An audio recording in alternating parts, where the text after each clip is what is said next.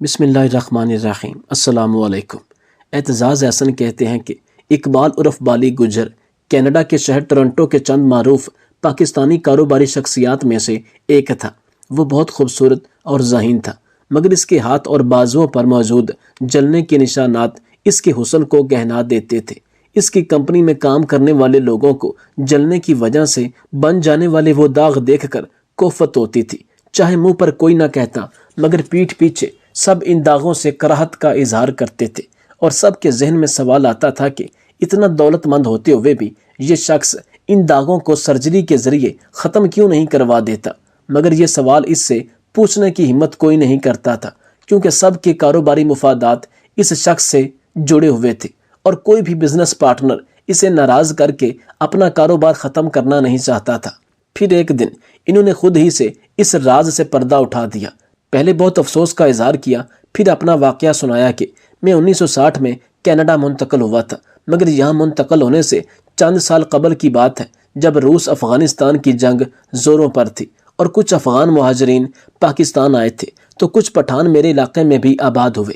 ان میں سے ایک عورت تھی جس کا شوہر ٹینک کا گولہ لگنے سے شہید ہو گیا تھا، جسم کے ٹکڑے ہو گئے تھے، اور اس عورت کے پاس فقط شوہر کی جوتی کا ایک پاؤں بچا تھا، جو اس نے نشانی کے طور پر اپنے پاس رکھا ہوا تھا۔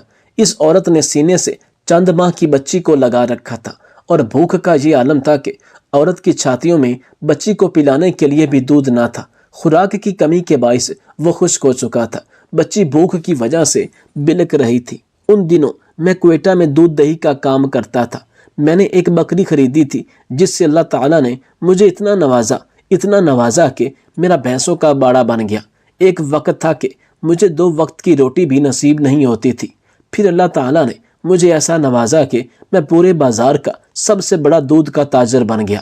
بڑی بڑی مٹھائیوں کی دکانوں والے مجھ سے دودھ لے کر جاتے تھے، ڈیری فارمز پر میرا دودھ جاتا تھا، حتیٰ کہ میرا پورے علاقے میں ایک نام تھا۔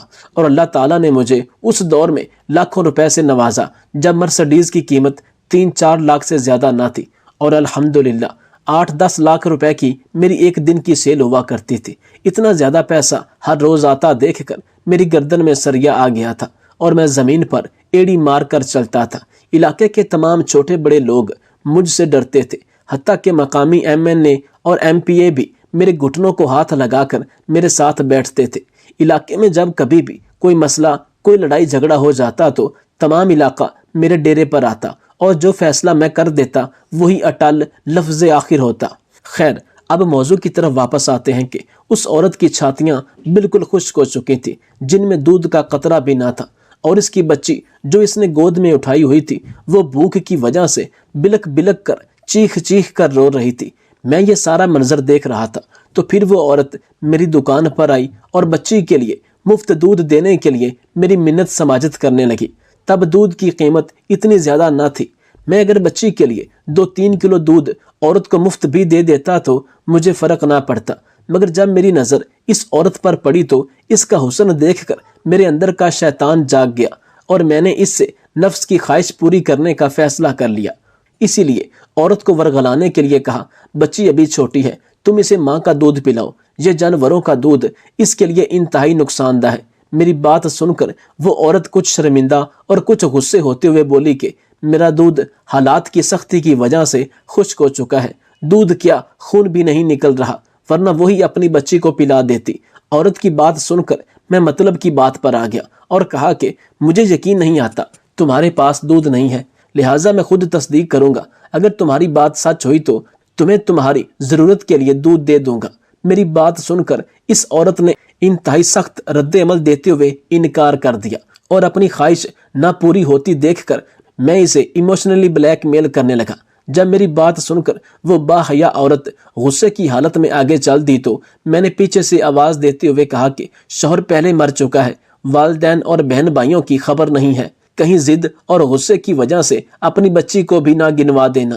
میرے الفاظ نے میری امیدوں کے مطابق اثر کیا۔ میری بات سن کر وہ عورت رک گئی، کچھ دیر سوچنے کے بعد پلٹی، اور پھر روتے ہوئے کہنے لگی، تم تسلی کر لو۔ میں اس کے آنسوؤں کو نظر انداز کرتے ہوئے اپنے ہاتھ ناپاک ارادے سے پھیرنے لگا، اور ساتھ ہی اس سے رونے کی وجہ پوچھی تو اس نے بتایا کہ میں اس لیے رو رہی ہوں کہ آغاز اسلام میں جب کوئی سوالی دہلیز پر آتا تھا تو اس کا دین دھرم جانے بغیر نبی کریم صلی اللہ علیہ وسلم کی بیٹی اپنا دوپٹہ یہودی کے پاس گروی رکھ کر بھی سوالی کی مانگ پوری کر دیا کرتی تھی۔ اور آج مسلمانوں کے پاس سب کچھ ہوتے ہوئے بھی جب امت محمدیہ صلی اللہ علیہ وسلم کی یہ بیٹی ایک مسلمان کی دہلیز پر آئی تو اس مسلمان نے اللہ کے نام پر دینے کی بجائے شیطان کی بات مان کر دینا مناسب سمجھا۔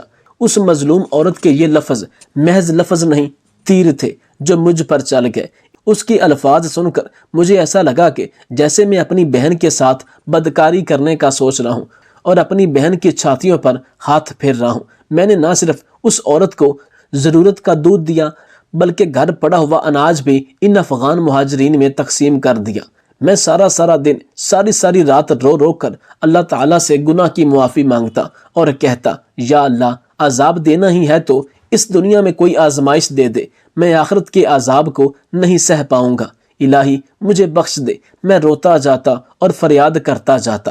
کچھ عرصہ بعد میں کھڑا ہوا دودھ ابال رہا تھا کہ گرم دودھ کے گرنے سے میرے ہاتھ جھلس گئے اور میں نے پاکستان کے کئی حکیموں اور ڈاکٹروں کو اپنے ہاتھ چیک کروائے، لیکن وہ بجائے ٹھیک ہونے کے زخم دن بدن بڑھتا گیا۔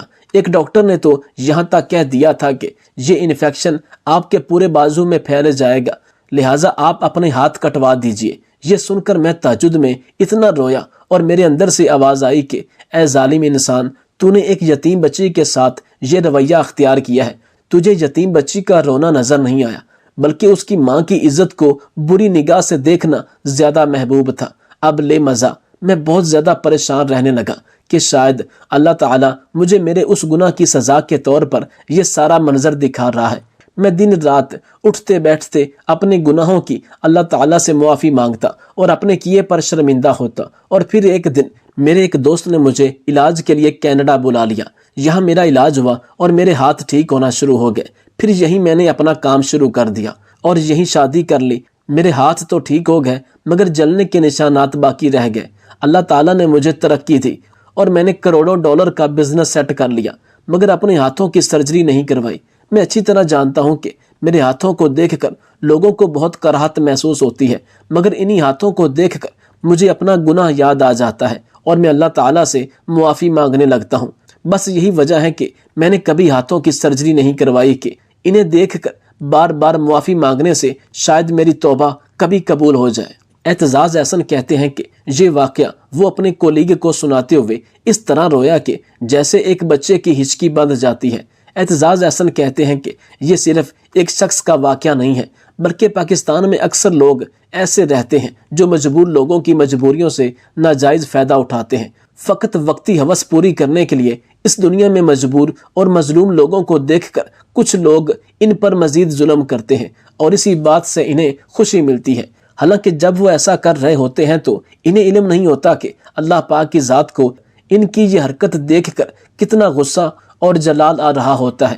مظلوم اور مجبور کی آہ عرش چیر کر اللہ تک پہنچتی ہے اور مظلوم و مجبور سے زیادتی کرنے والوں کی پکڑ اس دنیا میں بھی ہوتی ہے اور پھر آخرت کی منزل تو بہت سخت ہوتی ہے۔ اللہ پاک ہم سب کو حقوق العباد ادا کرنے کی اور مجبوروں مظلوم لوگوں کی مدد کی توفیق عطا فرمائے۔ آپ سے گزارش ہے کہ اس ویڈیو کو لائک اور شیئر کیجیے۔